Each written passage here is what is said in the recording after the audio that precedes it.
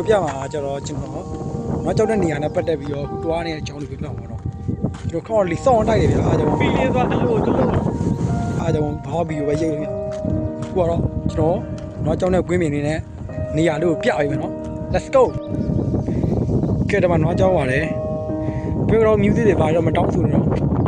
ရမ်းပြီးတော့ရိုက်ပြလိုက်တော့ဒါပဲဒီကော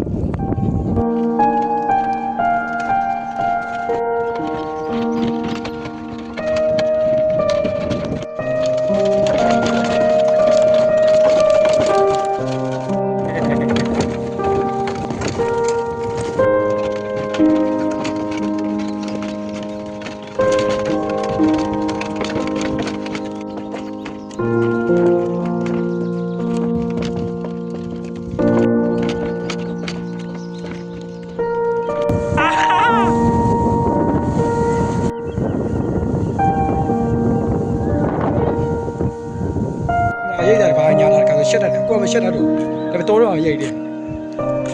ဟောရွာတော့မရိတ်ရဲတယ်ရွာတော့ရိတ်လို့ချင်းပြောခိုင်းရပါလေပေါ်ကြီးဆိုတော့ဒါမျိုးတော့ဘယ်ရမလဲ